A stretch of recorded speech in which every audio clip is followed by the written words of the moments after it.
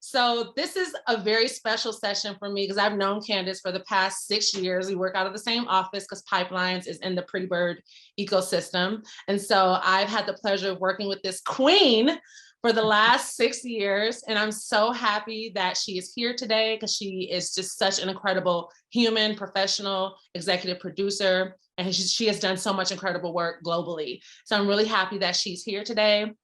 Candice, I'll let you say a little bit about what you do at Prettybird, and then we'll jump into the discussion. So I guess I'll just kick it off. An executive producer of music video production at Prettybird. So when we talk about EPing or executive producing, that's a bit different from producing. So can we first talk about the difference between an executive producer versus a producer? Like, what do you do specifically at Prettybird? Right. So there's a lot that goes on before a job is actually in production. And so as an executive producer, I kind of take on the role of everything that happens before we dive in. As you may or may not know, at Prettybird, we represent a roster of directors. And so we're constantly pitching them and trying to get them out there to get new work. So part of my job is representing them. Part of my job is sales and trying to get them out there. And then a part of my job is, once we do kind of get awarded a job, putting together the whole production. That's very top level, but it kind of goes in that phase and we can get into it. But once we kind of have a job and it's for sure ours, I'm the person that kind of puts together a budget, puts together the approach for the job. And then I hire the team of key crew members and then put them out into the world to go produce it. I'm still involved in the production and post-production, but there are many people and many hands that make it come to life once we've kind of been awarded the job and given a green light. So I want to start and talk a little bit about like what led you here, because part of this reason that we do these sessions, and I always ask this question, it will forever be a staple. And one of my first questions that I ask is your personal story and what led you here? Because we need to understand that everyone's path looks like this, right? It's not a linear straight path or one formula. Everybody's story, everyone's path looks different, and it's really up to us to create our own story. So could you share a little bit about maybe your first job? Like, how did you break into this industry and your journey from wherever you started all the way up to executive producer? Right, sure. It's funny because if you asked me, back in college or even in high school, what I thought I'd be doing, I'd never think that there was even a career as a music video executive producer. I didn't even really know about the industry of music video production when I graduated from college and started in entertainment. So talk about this kind of thing, like I did kind of just end up here. But to make a long story short, I studied film in college. I went to UC Santa Barbara. It was much more theory-based, not a lot of hands-on filmmaking experience, but I knew I loved it. And I kind of had dreams of being a director. And so out of college, I got an internship at Warner Brothers at the film studio in Burbank. And I started working in film development and production under an actual film director named DJ Caruso. And it was so fun. Like, it was a dream job. I was on the movie lot working for this big hotshot director. His partner was on this show called ER, and I was going to set and I was just seeing this whole world. And nothing could have prepared me or taught me more than that experience. Even college and, what I thought I was learning as a film student didn't give me the tools that I actually started to gain in real life, real world experiences. So it was wonderful. And I had a few years there. The internship turned into a real job. I became the director's assistant. I started to see like the whole filmmaking process from his vantage point. And to me, that was like absolutely incredible. And I learned about every department, from production design to, special effects to casting, everything that the director has to kind of put on his plate, I was able to get a really close look at as well. So it was a wonderful learning experience. A few years after that, it kind of dawned on me that maybe I didn't want to be a director, or I needed I don't know, I felt like it was a wonderful career, but I also wanted to make money. And so I did make a little pivot. And so I ended up taking a job at this company called HSI. And I had never heard of HSI. I had never heard of these short form production worlds. I was very much involved in film and TV with a whole different set of crews, different set of people, everything. And I started working at this company that made commercials and music videos. And I was like, what is this crazy place?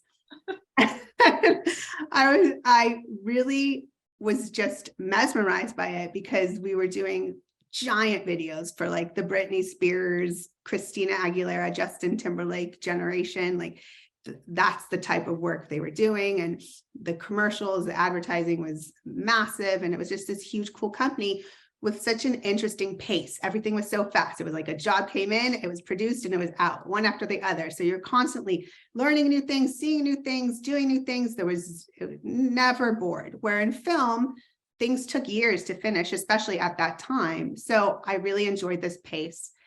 And at this time, I was still, a production assistant, kind of finding my way. I quickly moved into a role that I wouldn't have seen as valuable at the time, but I started working more on the business affairs side and learning a lot about the legal and just business of it all, because in the end, this is a business, right? And while I enjoyed it because I learned a lot, I knew that it wasn't what I wanted to be doing, but I kind of stuck with it. And then one thing led to another. Years kind of passed. I was very much involved in the company, but then Kirsten Emhoff and Paul Hunter started Prettybird, and I left to go work with them.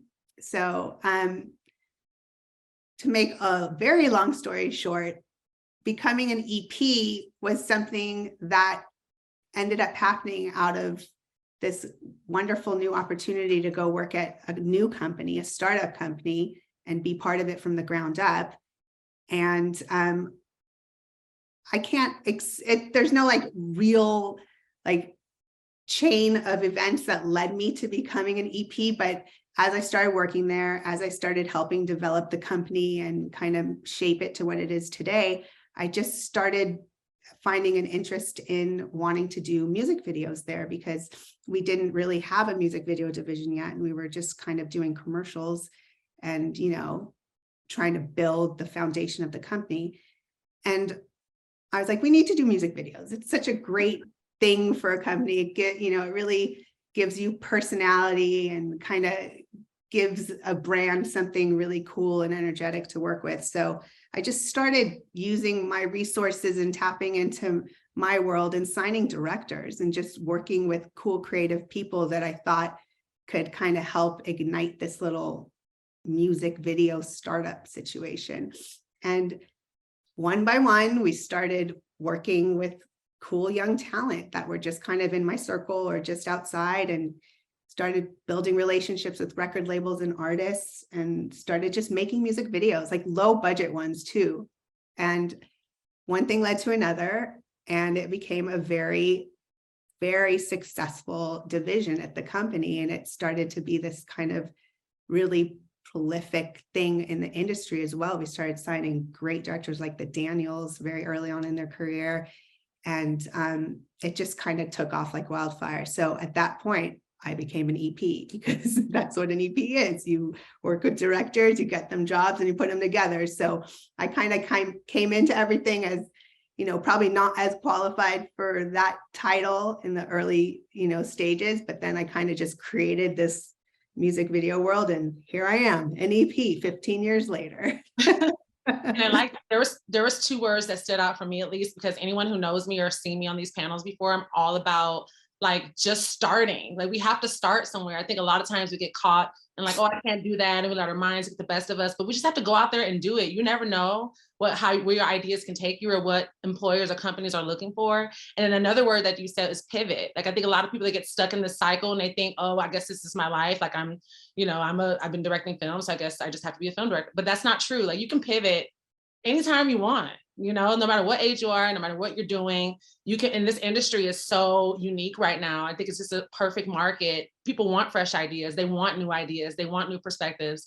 And so I love when people share their stories, because to anyone on this call, whether you're in college or you're near graduation or you're post-grad, literally your life is yours. Like you create your story, and it doesn't have to look the same always. And my story is very different from Candice, it's very different from everyone on this call. So I just want to drive that point home, and thank you so much for sharing that. So with that, like, we want to understand the job. You know, it's not always, you know, peachy every day, right? Like, every day is not just a breeze. So I do want to talk about the challenges of being an EP. Like, maybe talk about your biggest challenge or your worst job, because I do think it's important for anyone here that's wanting to get into this, that you understand the full spectrum of executive producing, not just I get to work with artists and it's great, because there is a side where you have some stress. Let's just be real. So can you talk a little bit about the most challenging aspects of the job?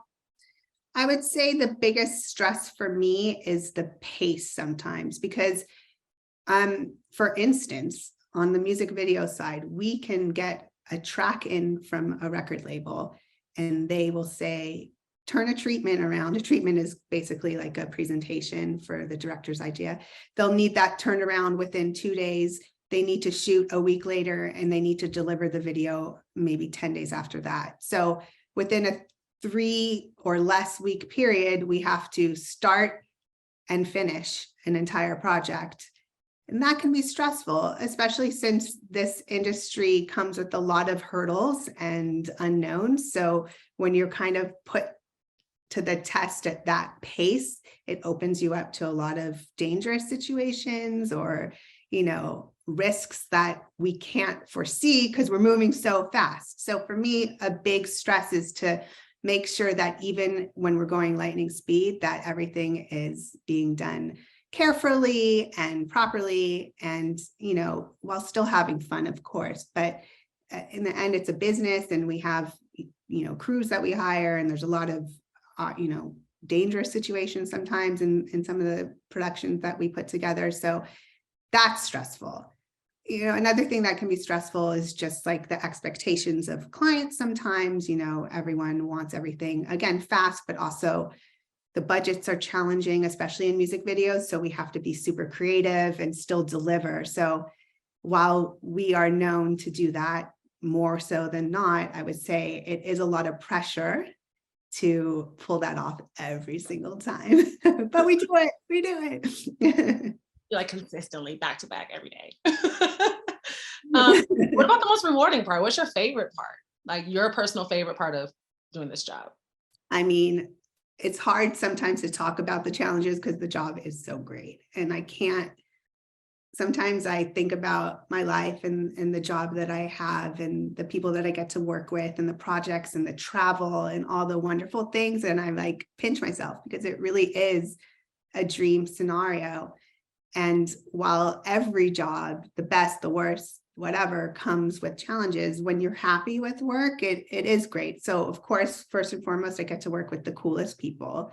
And because we are kind of a project to project industry, it's always new people and new things. And I'm always discovering a new concept and a new team, a new country to shoot in, new cultures, new people, new things. And in music videos, the subject matter of the projects are so random. They can be absolutely anything. So just think about all the knowledge that you're constantly taking in. It's really, really cool. I just can't stress that enough, that it's been such a fun journey because I've seen so much, which is cool. And I want to go back to the process when we talk about the process of jobs, because everyone may not thoroughly understand like what happens before you see the music video, right? So can we talk just briefly about like once a job is awarded, it's in-house, like what is the process from the job being awarded through when you wrap? Okay. Just so I understand a little bit about the process that goes into this. Yeah, no problem. So I'll step back even a little bit more. So our clients are record labels and management and anyone who needs to basically make a music video or some sort of music content for their marketing purposes.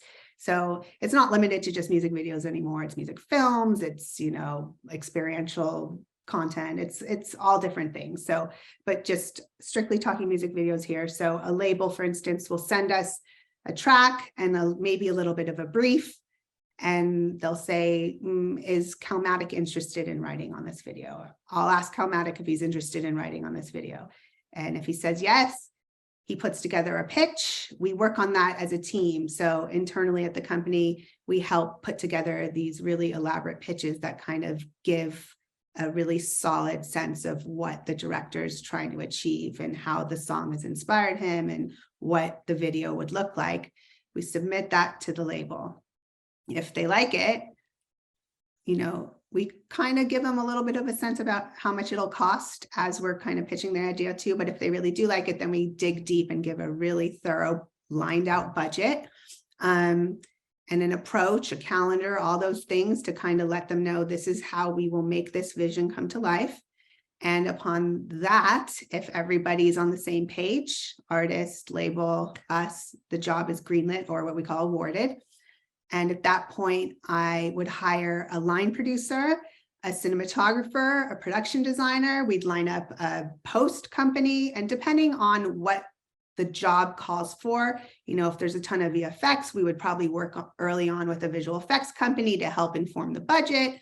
If it had a lot of practical stunts, we would work with, a stunt coordinator to help inform the budget on that side. So it's very project dependent about who we talk to and how we get all the pieces together. But generally speaking, those are the key people that I hire, and they hire their teams. And then we decide what the shoot date is or what the pre-light date is. And they go out and make the magic happen. Sometimes the location is local in Los Angeles. Sometimes it's on the stage. Sometimes it's in Portugal. It just depends what the job calls for. And hopefully everything goes according to plan. Of course, there are always, some hurdles and things, but we have a successful shoot.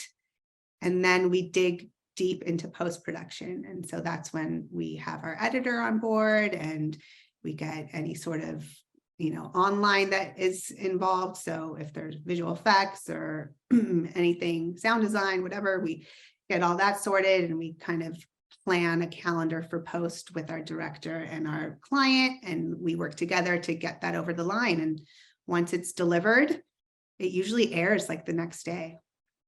Wow. Yeah, it's crazy. So the pace, again, is just so fast from the time they come to us and say, hey, does Calmatic want to write on this song, to it being delivered and on, YouTube.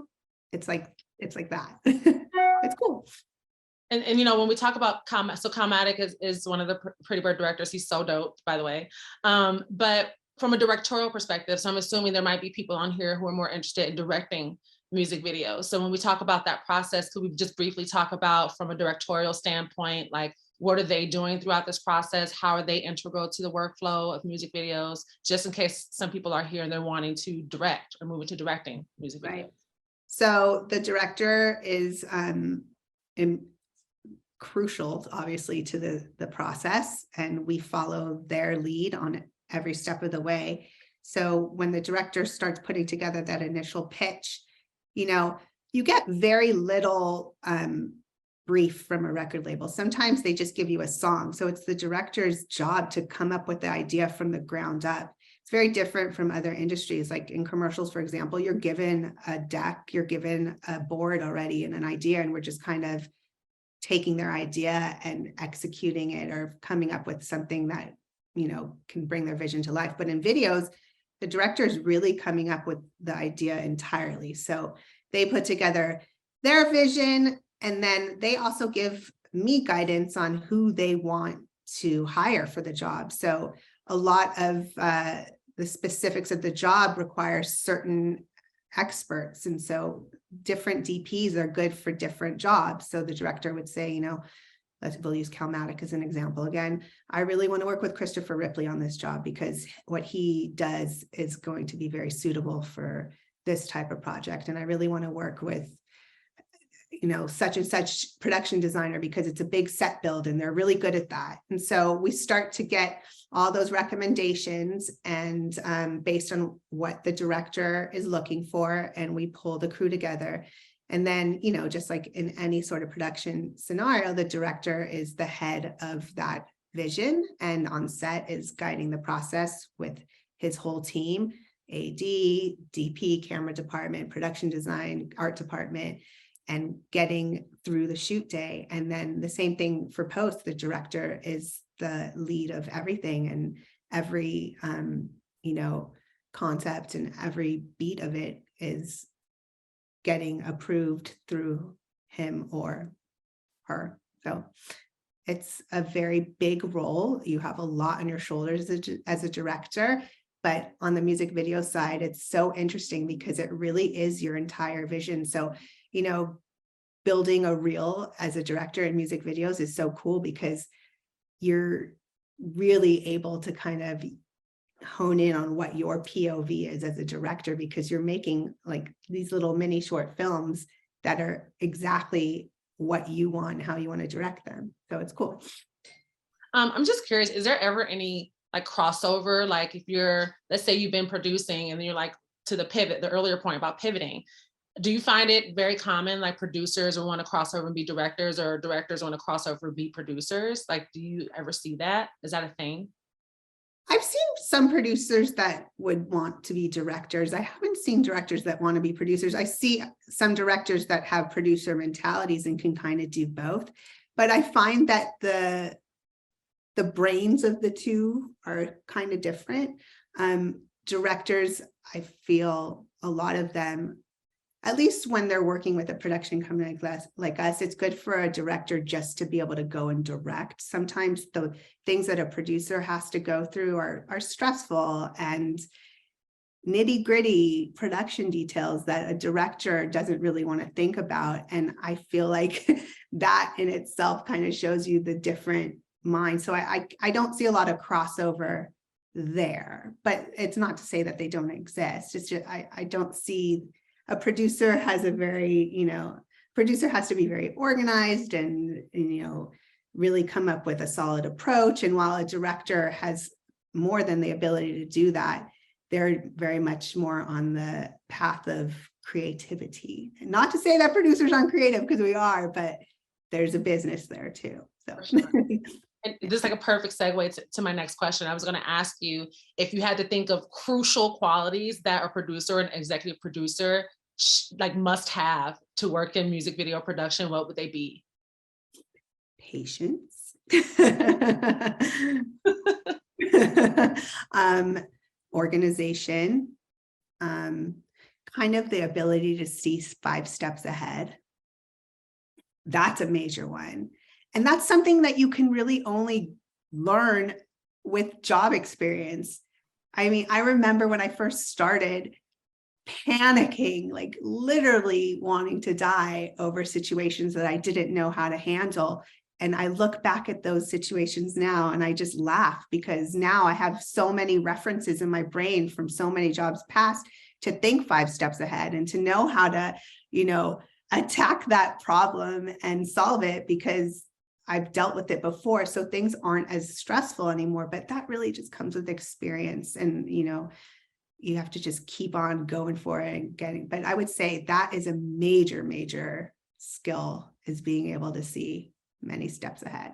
And also being able to manage a team, because in the end, that's what you're doing. You're kind of the leader and you're making sure everyone has the information that they need.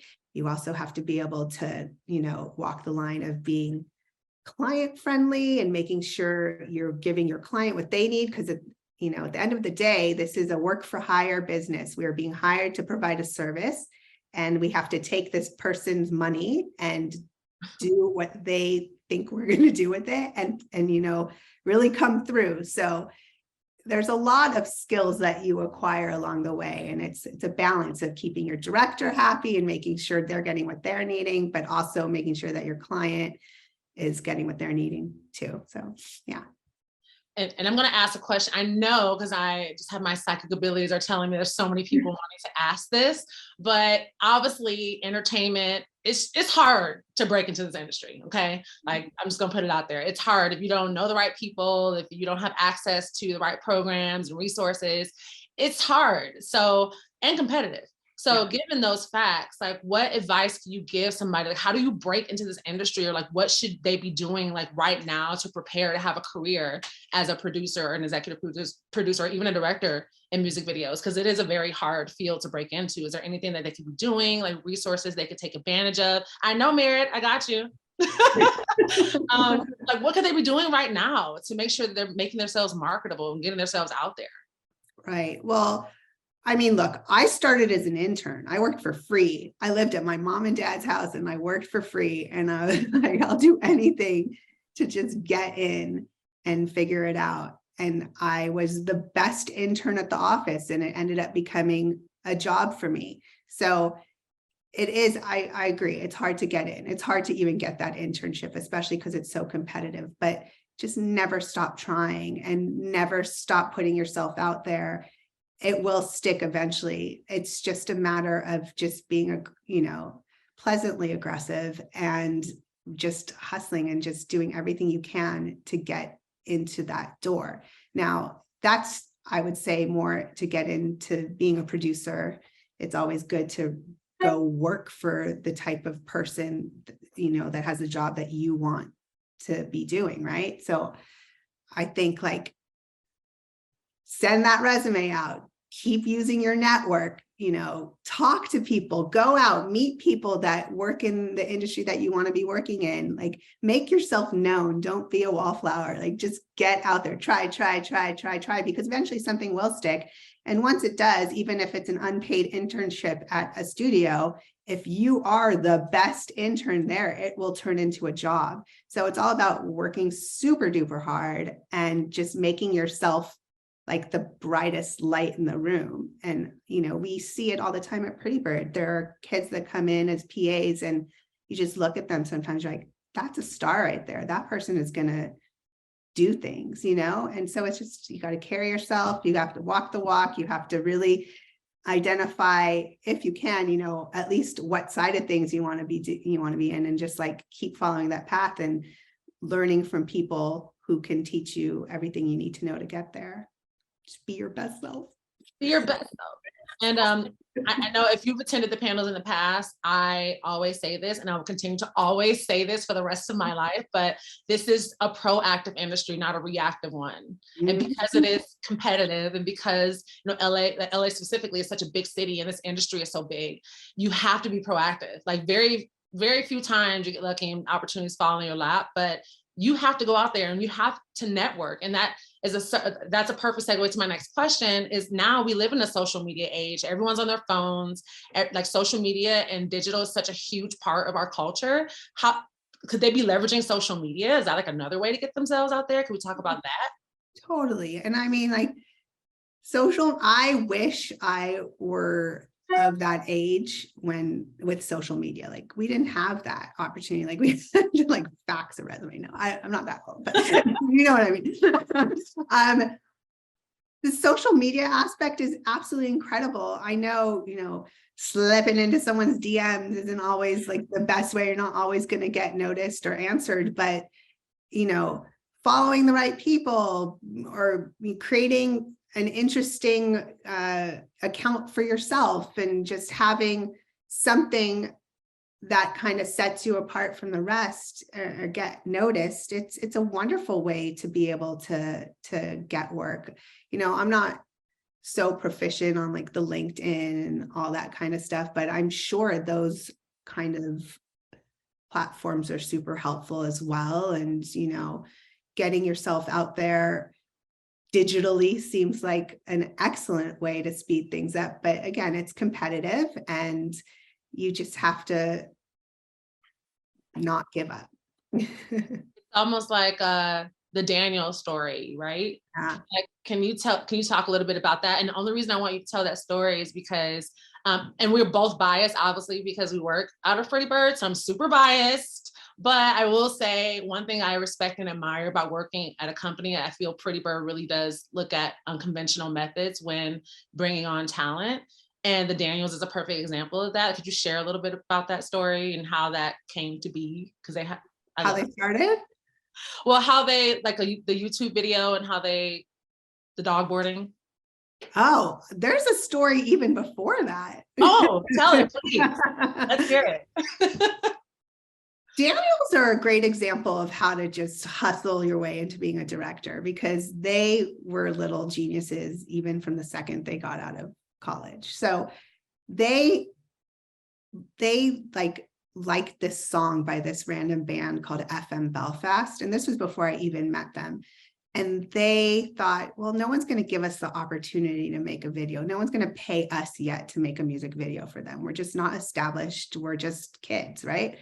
So they're like, but what if we make a video for them and show it to them? And if they like it, they can use it. Sure enough, they made this absolutely hilarious, genius video. They randomly reached out to the band. I think they were a Norwegian band, small band. And they're like, hey, we're two directors in Los Angeles. We made you this video. If you like it, use it. If not, all good. Well, sure enough, the band was obsessed with it and they made it their official video. And that's how they got started. Unconventional. So Unconventional. And it's almost like, if you don't put yourself out there, how can people find you? Exactly. And these are two guys that had very strong skills. They could do visual effects, they could edit, they could make a video for literally $50, which was apparently the budget for FM Belfast. But they used their network, their friends, they used that kind of film school energy and came together and made just this unbelievable video. And the band was like, yeah, we love it. They scored. They got a sick video for free, and it was probably really good for their song too. So it was a win-win for everyone. And from that point on, I met the Daniels like right after that. I had, someone had shown me their video and I was like, I need to meet these guys, introduce them to me. They're amazing. And that was history. After that, we started making a bunch of videos together, but I was able to use that silly little thing that they made as an actual sales tool to get them work after that. It was incredible. Amazing. And I'm going to have Aura drop Prettybird's website in the chat. You should check it out. Again, I'm biased, but it's just such a great company with dope work. And I would highly recommend you checking out their new and improved website with all the work you see, some of Candice's work, other directors and producers' work. But we are going to show you 3 spots today, because we're all about visual, right? And so we're going to show 3 spots today. And then I do want Candice, after we show the video, to talk a little bit about the creative process that went into it. How was the set, working with the artists, the challenges, because it's one thing to just talk and have conversations about it, but I want y'all to see the dopeness, okay? See the dopeness. Okay, so let's jump right into it. We're going to, Auda, if you want to go ahead and cue Turn Down for What by Lil Jon. Gonna make this a party up in here, the party panel. I love this video. It's so classic. But let's talk about it, man. Let's talk about it. So many questions. Oh my God. So many questions. Like, let's just talk about the idea. Was this purely from the brains of the Daniels? Like, did they come to you and say, this is what I want? You're just like, let's do it. Like, 100% Daniels. Like, when I saw the treatment, I was dying because, first of all, the budget was not big. And I thought, oh my God, all these people falling through roofs and floors and this and what and dancing and this. It just, my brain exploded. But after reading it, I was like, we have to make this. It's absolutely the coolest thing ever. The label was obsessed with it. And yeah, as you can imagine, there were, it was a challenge to make something so crazy with such limited resources. But if anyone can do it, the Daniels can. And I just want to segue like really quickly, because I saw someone in the comments wrote like, this has it gives everything everywhere all at once. And something that's so great about Daniels, and if any of you are out there aspiring directors, from day one, even from that FM Belfast video, I could see their POV, their style, like their uniqueness as directors. And that's so important. Like, if you want to be a director, it's so great. Like, if there's a bunch of work on the table, that someone can identify the 3 that are specifically yours, because it's such a unique to you POV. And Daniels, every single music video, you could always identify them as a Daniels video. And it even led into their movie, like someone mentioned, because that film has such a Daniels style to it as well. And it goes back to every music video that they've ever made. So it's really cool. Anyway, back to the process. So we put that, if anyone could make a video like that actually happen within budget, it's Daniel's. They have an incredible team of collaborators, from their production designer to their DP to their AD to everyone. And they kind of just came together over 2 days and just cranked that out in one really lo-fi studio location. They made use of all the space and kind of used visual effects and practical effects to give you that obviously cool destruction. Fun fact, the main guy is Daniel Kwan of the Daniels, if anyone didn't know that. And there are so many cameos of friends, including half of our accounting department at the very end is in that basement. So it was a real family affair putting that one together. It was super fun. It came out really, really well, but there was one challenge that was a shock when we were all done. So the video is done. It was absolutely incredible. Label was over the moon. Little John was like, yeah, but in the end, it was DJ Snake's video. He's kind of conservative, and that wasn't made clear to us. And the treatment from the very beginning was very clear about what the video would be. There was no like gray area. Like, this video was in the treatment, and what it ended up being was very much what it was in the treatment. And when he saw it, I think he got a little nervous about putting content out there that was so subversive and kind of out there. I mean, there's a lot of sexuality in it, and it's a little crazy for someone who comes from a conservative background. And so it almost never saw the light of day. But there was a big push from the label and everyone around him, like, to convince him that it wasn't bad. Like, not that it was bad, but to convince him that it's not anything offensive. It's fun. It's crazy. It's out there. It's going to drive the song to places that you couldn't even imagine. So it ended up coming out, and this is a really good example of a music video that gave the song even more legs. So it was so cool and so popular. It was parodied on Saturday Night Live. Mountain Dew made a commercial inspired by it. Like, it became an iconic pop cultural phenomenon that you couldn't even have imagined. It was crazy. Amazing. That'll forever be one of my favorite videos. I was excited to see it, and I saw it before this panel. So yes. Okay, moving right along, because we try to make this with as much variety as possible. So the next spot we're going to see is Late Night Talking by Harry Styles, for all my Harry Styles fans out there.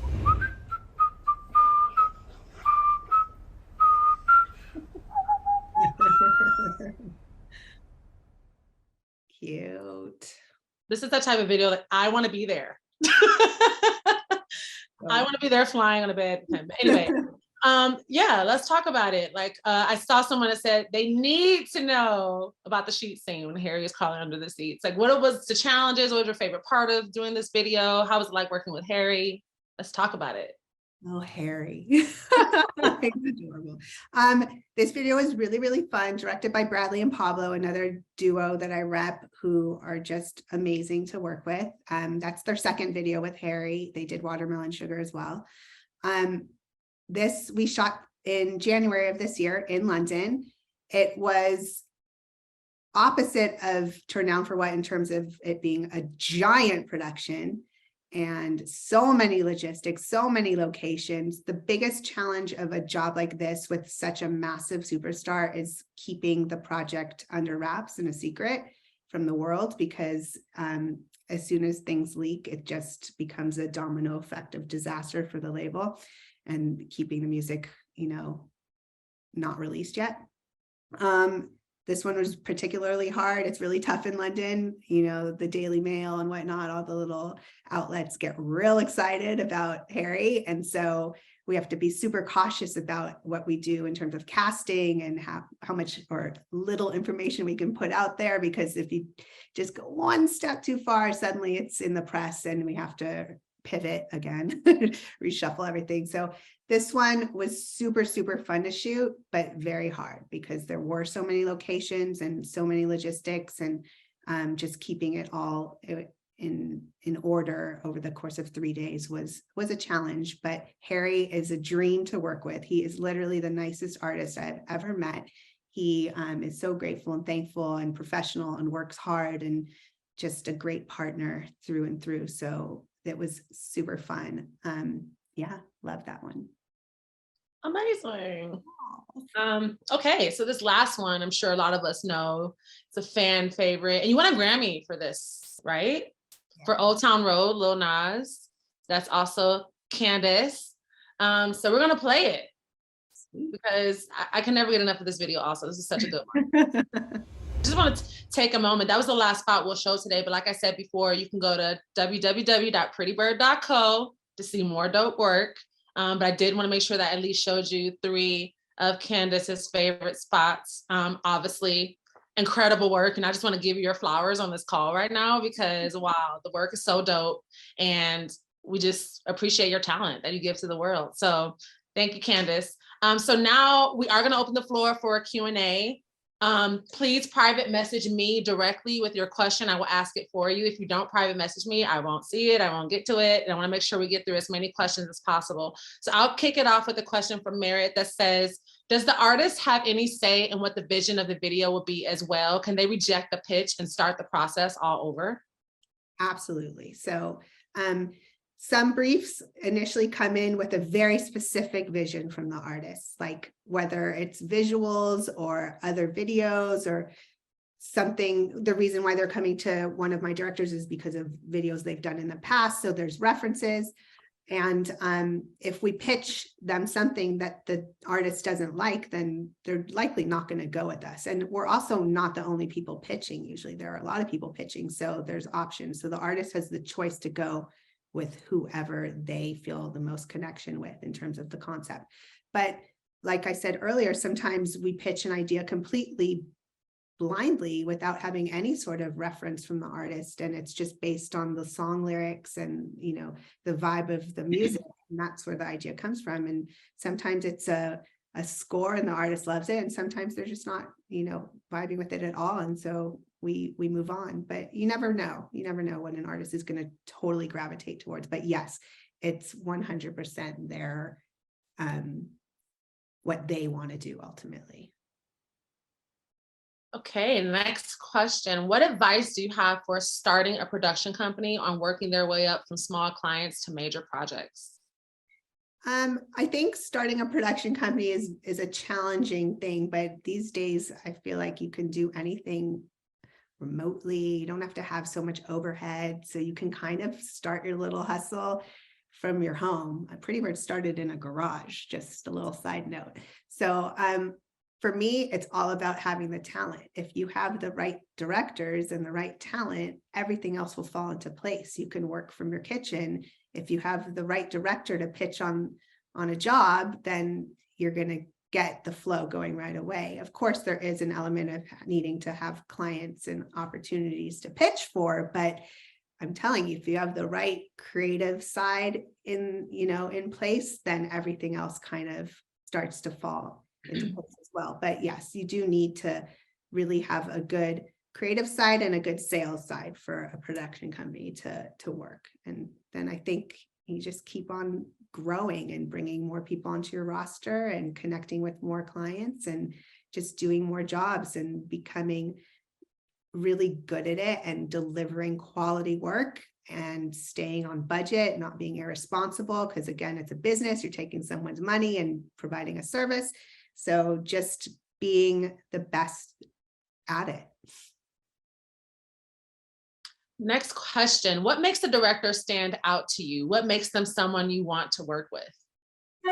Well, I always kind of go back to that strong POV, the strong point of view situation, where if I look if I look at several director reels or director work, I can always pick out the 3 or 5 that are that directors because it's so specific to and unique to their POV. I think that's a very, very valuable thing, especially in the short form world and in commercials more specifically. Clients look at directors very, you kind of get put in these boxes, and the more that you can really hone in on what your style is and what you do and really make that clear, the more success you have in these various places. I look for people that are also driven, excited, ambitious, and just want to make great work, you have to have an element of personality in a way and be able to deal with clients and collaboration. And, you know, these projects, at least the ones that I do, they're not indie projects. These are, you know, dealing with giant corporations, and you're going to have to understand how to work with that. And I can only protect the process so much. You know, in the end, we again are being hired by a big corporation, given a lot of money to provide a service, and a director should be able to work well within that. It's hard sometimes because directors are very delicate about their vision, and I get it, and I try to protect that as much as possible. But if you can kind of understand the flow and the process and just work with it instead of against it, it makes life a lot better. And I'm actually just going to insert this segue. When we talk about like represented directors versus independent, can you talk about the pros and cons of a director being on a roster, like say a Prettybird has a roster of directors versus an independent director? What are the pros and cons of each? An independent director is probably someone that's still in the early phases of their career and kind of taking on smaller projects, wearing many hats, probably smaller budgets that are more manageable. Once you start to find more success and the projects become bigger, it's virtually impossible to handle all the moving parts on your own, or even with a smaller production team. So working with a production company just makes that process manageable, because there's a lot of risk involved. There's a lot of money involved. There's a lot of there's just a lot of moving parts. So once you're with a company and you have strategy and executive producers and process surrounding you, it makes your job as a director much easier, because you can just go out there and direct. You don't have to think about, did we get our first payment for the job? Are we going to be able to pay our crew? Do we have insurance? Like, there are so many boring parts of it that I'm sure an independent director has to kind of think of when they're in the earlier phase of their career and doing these projects like on a very small scale. But once they become big and the clients are big, there's too much to lose. So it's much better to be supported by a production company, in my opinion. Yeah. Thank you. Next question. What are your thoughts on the current trend of event videographers like Alfredo Flores getting offered big budget music videos because he went on tour with Justin Bieber and has a huge following on Instagram, but labels himself as a director, when all he does is hire a DP to make the visuals look really cool? Do you think that's one degree away from nepotism? Ooh, snap. Look, real questions only, real honest questions only. I'm like, look, a big part of entertainment is who you know as well. I'm not going to lie. Like, he is besties with Justin Bieber and Ariana Grande. Like, of course, there's going to be some road there for him. Is he going to direct the next Academy Award winning film? I don't know. But for the lane that he wants to be in right now and the stuff he's directing, I mean, I'm not mad at it. I think everyone can get there, you know, somehow. He definitely had help with friends. But I mean, I think you have to take every opportunity and capitalize on it. So let's see how it moves forward from there. I mean, yeah, I don't know. I haven't seen his work other than the kind of videography stuff that he's got to really make a true assessment. But yeah, I think like if he can take that opportunity and build a real career out of it, then great. Next question. How many directors from each production company get to pitch for a single project? For example, how many directors does Prettybird have pitch for a music video on average?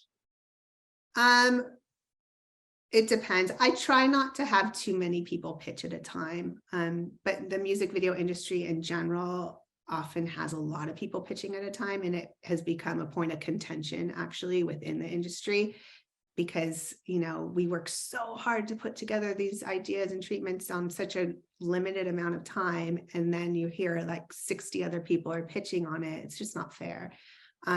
So I try to not have too many people write on things at the same time, but if it's a really cool project and I think there could be different point of views from different directors to submit, then maybe I'll have 2 or 3 people submit on it, because you never know what the artist is going to gravitate towards. And I know I can provide them 3 unique options that would be very different paths. So why not? Next question is, what is something you wish you knew or learned before getting into your career? Something I wish or knew I learned. Probably the work-life balance. It's not easy. And so if I knew some of that earlier on, I might have, I don't know if anything would have really changed, but I would have kind of made some maybe slightly different decisions. It's hard. It's a 24/7 job. I'm never not working. I have a young child and a family. And so it's definitely challenging, but it's worth it. It's fine. That's really the only thing that I could think I would have kind of liked to understand a bit better early on. Next question. How do you deal with difficult artists or other people who have a lot of influence over the project, but are also unprofessional? Which is very, it's definitely a thing. So when we're doing these projects, we're also working with a video commissioner, and the video commissioner is basically like the producer on the label side. And so they tend to be the guard and the person that deals with the artist and the management directly, while I deal with director and production. So there's not that often that we're dealing directly with the artist. There is always kind of a like a barrier of sorts, or someone to kind of Middleman. That's the word I'm looking for. Middleman. I got you. Yeah, thanks, girl. But I will say, sometimes working with the artist and the management team directly has its benefits, because it's just like direct communication, and there's no lost in translation moments. But there can also be difficult things in that, because you're dealing with people and the process that's not always reasonable or realistic, and sometimes having to be the person to give them the news is not always fun, and it becomes a little bit of a conflict of interest when we're trying to present and do our best work and get them the best product. So it, there's pros and cons, but yeah, there have been some crazy, outrageous moments, and sometimes I've just had to find it within me to be calm and relay the information best I can and deal with it as best I can. I'm sure you can imagine, like, a lot of big artists become a little, I'd like to say, idgaff about, coming to set on time, or, making sure that our approach and process that we put into place to have a successful shoot kind of stays that way, because they're playing nicely as well. But it doesn't always happen that way. There are some wild, wild people in the music industry. And so we get some doozies sometimes, for sure. Okay, I'm going to try and merge these next 2 questions. They're pretty much asking the same thing. What does Prettybird look for in emerging directorial talent, and who typically gets to spearhead bringing in new talent to the roster? Are those EPs, the owners? Like, how do they get noticed by a company like Prettybird? We're constantly looking at reels, and people are constantly sending all of us, meaning mostly the EPs, directors.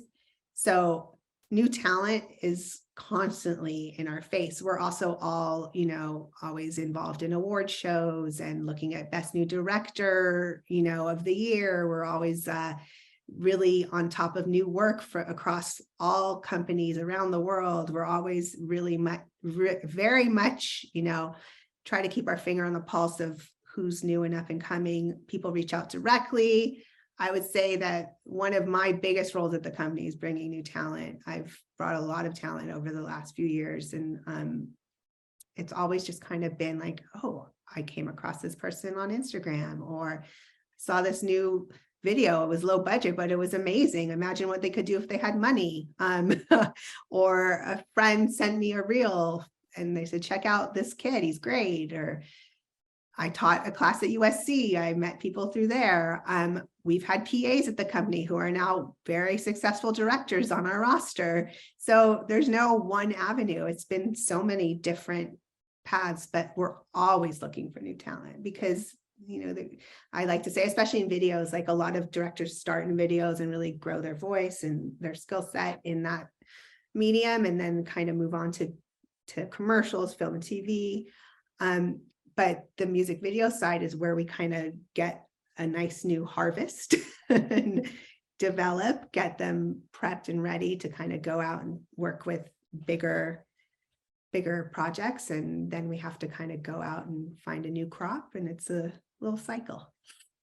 And I just want to drive the point home again about leveraging social media, because it's such a powerful tool, not just on a personal level, but for your craft too.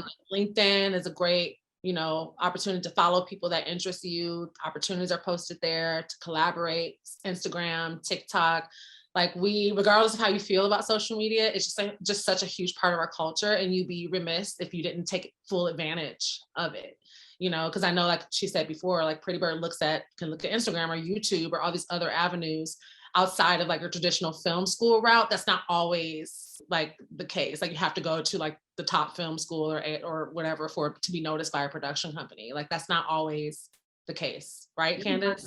Absolutely not. I would say the way I connected with Calmatic was totally on social media, and I found him through some video of his that he had done years before that was so cool, and I stalked him for months, like, call me. And he finally gave in. But that was all online and, you know, pretty standard for how we meet a lot of people. But we also have reps, like outside reps at production companies, and they're kind of an added resource in terms of getting work in, but sometimes they also give us tips on new directors or people to look at. So there's so many ways, but that's my favorite part of the job, actually, is finding new talent. I love it. And she's great at it too. Next question, does Prettybird only work exclusively with directors on their roster? When bringing on new talent, do you try and let the directors pitch and see if they win a bid before adding them to the roster? Or do you add the directors to the roster first before even letting them pitch through Prettybird? No, so being added to the roster is something that happens once you're ready. Sometimes we sign directors that have already had long careers and a great body of work, and we'll put them on the roster. But meeting and developing younger talent, newer talent, people that don't have that full body of work yet, it's a different story. Sometimes we'll do something called back pocket, and we'll work with them a little bit behind the scenes rather than having them forward facing on the roster first.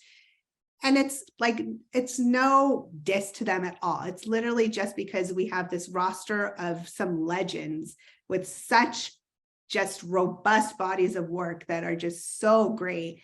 And these younger talents are amazing too, but you put them next to some of these other directors and they'll get lost in the shuffle. So it's our goal to work behind the scenes and build the reel with them and get it to a place where it can stand on the roster and be noticed on its own, not like, oh, it's just not as good as the guy next to me, you know?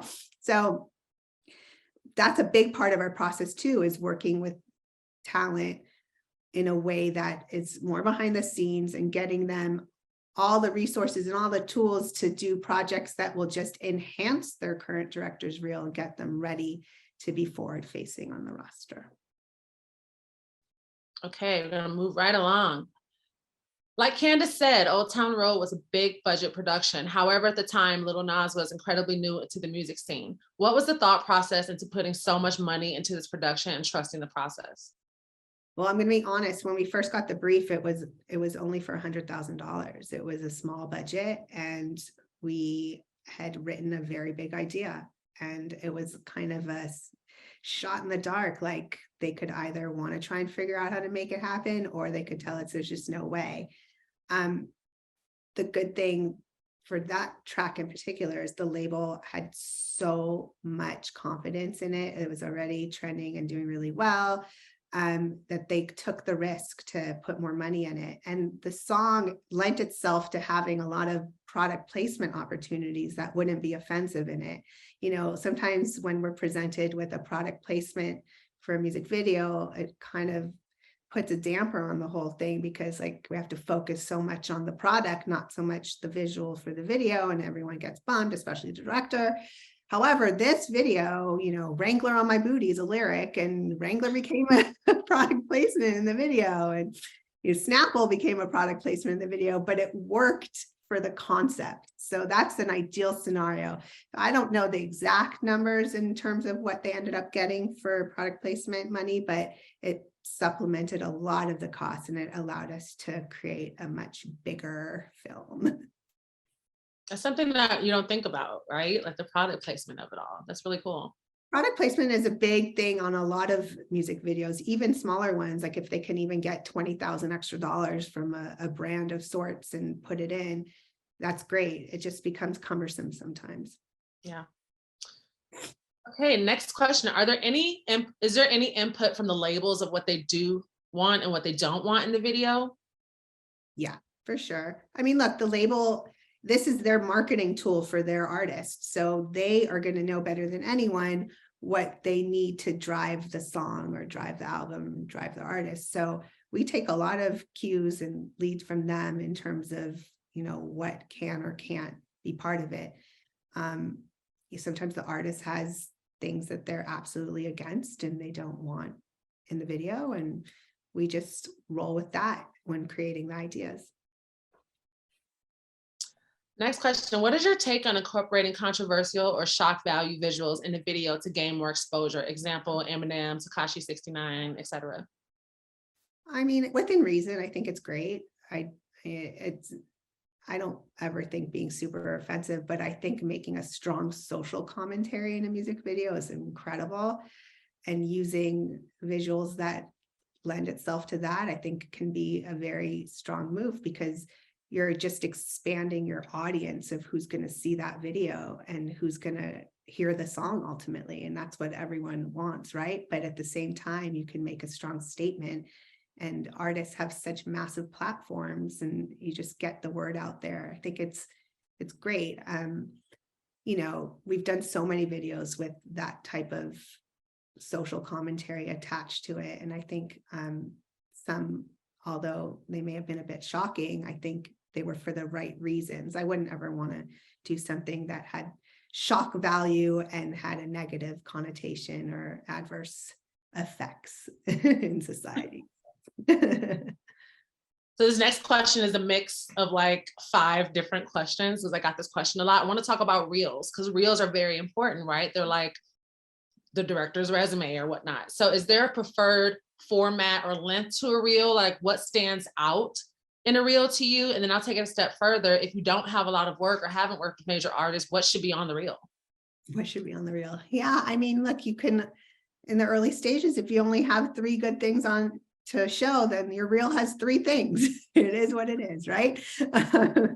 But I always tell directors to go and play around with the footage and things that they have and cut things that could become another piece. Or, you know, if you're trying to get in commercials and you have a lot of long form stuff, go find something that you can cut a 30-second piece out of, and maybe it can stand alone as another thing on your reel. Yeah, that's a thing. You have to have a reel to start working, but you also need to work to start getting stuff for your reel. So, but that shouldn't stop you. So many directors just go out and shoot and do things with their, you know, resources at hand, with their fellow collaborators, and they go and make cool stuff that end up being great sales tools in the early stages of their career. Like, again, going back to Daniels, they used to goof around and make these little silly films that showcased their style, what is now very much their brand. And they just did these in their backyard on their iPhones, like very lo-fi, but they showed that they had this incredible sense of humor and this ability to tell story in this short format, and that worked. So if you don't feel like you have enough client-based work, just go out and make stuff. And because I'll look at a reel and I can see something that it might not have cost a lot to make and it might look lo-fi, but I can tell if you're a good director, even if it's shot on your iPhone. I can tell the choices you've made and how you put it together and see again, like, okay, if this person had money, they'd do something amazing. I think that's such an important point. This is what she does on a daily basis, and she's been doing it for years. So she has an eye for talent. But I think people get so caught up in, it's low budget or it's low quality or I haven't worked with these big artists. So, but this is what she does. She can see through all that. So sometimes there's reels with people who worked with massive artists, and I was like, I can't use this. This is garbage. No, not garbage. You know what I mean? Like, this is not going to move the needle just because blah blah blah's in it. You know, it's really, there's talent that shines through in the most peculiar ways. You know. Love that. Okay, last two questions. If it's okay to share, how many directors does Prettybird typically have in the back pocket at a given time? Is there a cap on how many emerging directors they want to work with at a time? No, I mean, look, we try to be responsible because we want to be able to give the people the attention they need. So it can't be tons of back pocket directors because it's just a lot of work. And we pride ourselves on giving everyone the support that they need to get from point A to point Z. So having too many back pocket people would negate that, and we wouldn't be able to give our input and our resources and our advice and everything that we do put into growing directors. I don't even know how many we have right now, maybe definitely like under 10. But yeah, the resources and time that we put into back pocket directors is really not different than what we put into our forward facing directors. It's just a matter of one being on the roster and one not. So it's still a lot of work, and we want to always give those directors everything that we can. We don't want to short anyone. There's we just want to make sure that they're getting the benefits of working with a company in any capacity. Perfect. I know I said it was the last question, but I lied because these are three very good questions. So I'm going to call this the lightning round. Really good answer so we can get through all three of them.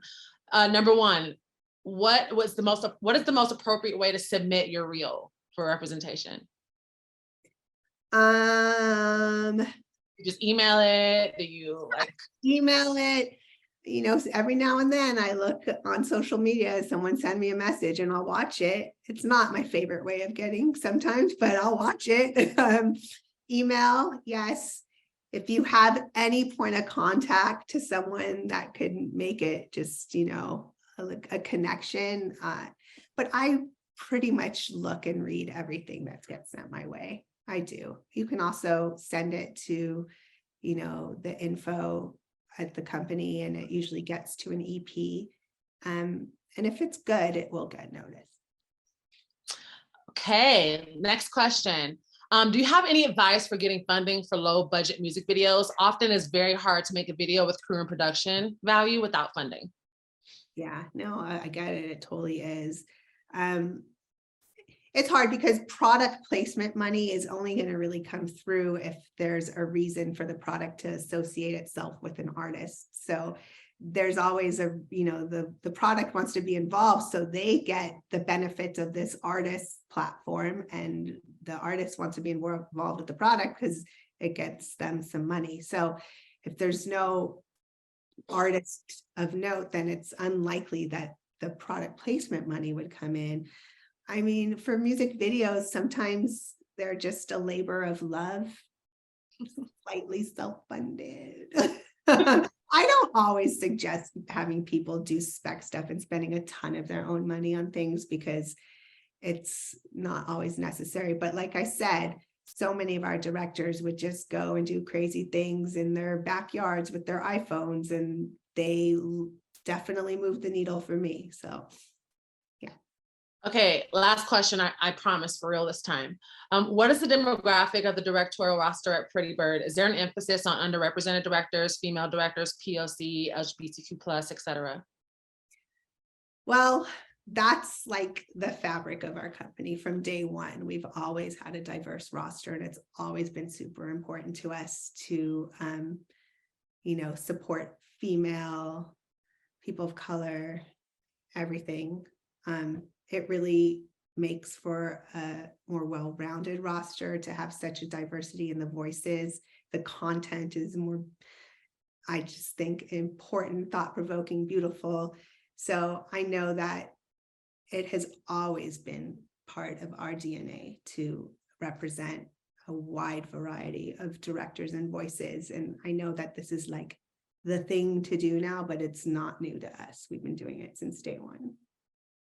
And I'll just wrap the conversation up by saying also too, an important part, if you are a director and you are looking for to be on a roster at a particular production company, do your research. Every production company is very different. Like they have different culture, different vibe of the roster, different content, and you want to make sure that it's also a fit, you know, for you as a director too, you know? So just make sure you do that research, because this is a commitment essentially, you know, and a relationship. So that being said, I can't believe we made it on time. It's almost 12:30. Huge thank you to Candice. Even though I see her all the time, I'm just equally as grateful for you just lending your time and your energy. This is why we do this. We want to make sure that you have an opportunity to ask questions and pick their brains and be educated and get the free knowledge and be successful and empower you so you leave feeling inspired to stay in this industry, because we really need your voice, and this is such an incredible industry. So thank you to everyone who invested in your craft by being here today. And please follow Pipelines at Pipelines Pro on Instagram. We post all the events that we do with the CSUEA. Follow them on Instagram as well and on LinkedIn, because these are resources, free resources for you. We will never charge for an event because we want to make sure that this is free, equitable, and accessible education. So thank you all for being here. Go kill it. And I can't wait to see you all at our next event. Thank you so much, Candice. Thank you, everyone. Have a great weekend. Bye. Bye.